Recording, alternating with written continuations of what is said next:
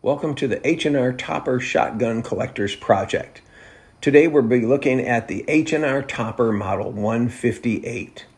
Safety first, all firearms are cleared before handling. Many consider the Model 158 to be the best example of a Topper shotgun. It was produced for 12 consecutive years and was the last of the Toppers to be made in the historic Worcester, Massachusetts factory. The Topper Model 158 was made in Worcester from 1962 to 1973.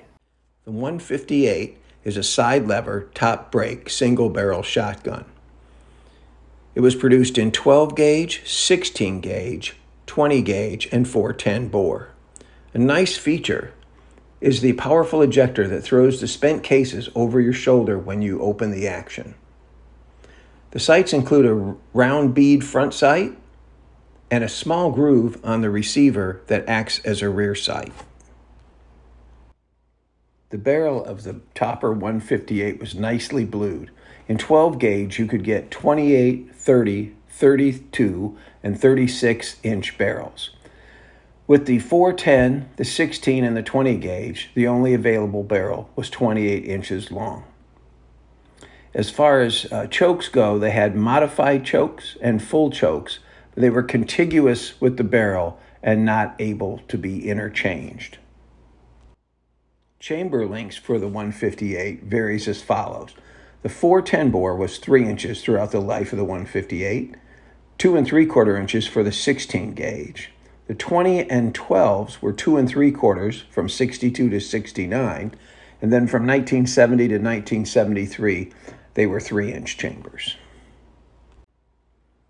The color case hardening on the frame of the 158 is absolutely beautiful. Each one is unique. I'm not sure what method they used to color case harden these. I'm assuming it had to be one of the less expensive methods. However, each one came out of the factory with its own beautiful fingerprint. It's one of the best features of a Topper shotgun. You'll notice on the 410 bore and 20 gauge models, the top of the frame has been sculpted and made narrower to match sculpting on the barrel. This reduced weight and made a very pleasing aesthetic effect. It seems, though, that this practice was abandoned later in the line, sometime after 1970. The Model 158 had two types of forearms. The first one was a snap-off type, and if it doesn't have a screw in it, it's probably the snap-off type of forearm. Just get a good grip on the gun, pull down on the forearm, it'll snap right off. Then you can press the release lever and remove the barrel from the frame and store the gun in 3 pieces. The other type is the screw-on type, and for this one you'll need a screwdriver or a penny. Penny works well, and just remove that screw and take the forearm off. This started in 1971. I think 71 and beyond had the screw-on type forearm.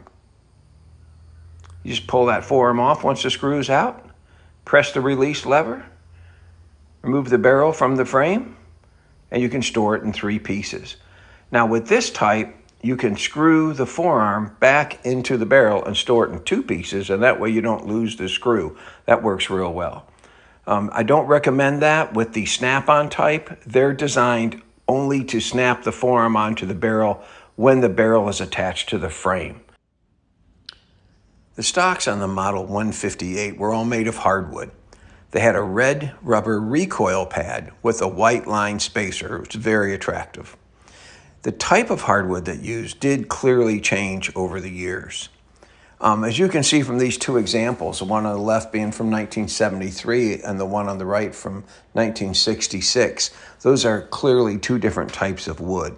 According to the catalog, the one in 1966 is American walnut. In 73, they were just referring it to as hardwood. As you can see, they were cut different as well. I measured the drop at the heel, and it's at least a 1/2 inch lower in the 1973 model compared to the 1966. The recoil pads on the stocks were also different. The last couple of years had a simpler logo and a little bit different material. And these and the other changes that we talked about were simply cost-cutting efforts, and they're fairly minor. When you compare the two firearms from the earlier years, Model 158s from the early years and Model 158 from the last couple years. They're really not that different. They both remain strong utilitarian firearms and are a lot of fun to collect. A myth I commonly hear about the Topper shotguns is that you can pull the recoil pad off and look at the white spacer in there, and there'll be grease pencil marks, and that tells you what year the Topper was made, and that's simply not true. They do not correlate at all with the date codes on the H&R Toppers. If you do want to know what year your H&R Topper was made, look up our video called "What Year Was My Topper Made?" and it will give you the exact information on how to do that quite easily. It's actually easy to do. Also, if you're interested in seeing these shotguns fired, look up our range videos. We're going to be taking them to the range and doing some actual firing and some instruction on how to load and fire them safely and some patterning experiments to see how well the shot patterns are and the different gauges and chokes, etc. So thanks for visiting the H&R Topper Shotgun Collectors Project, and we hope to see you in the other videos soon.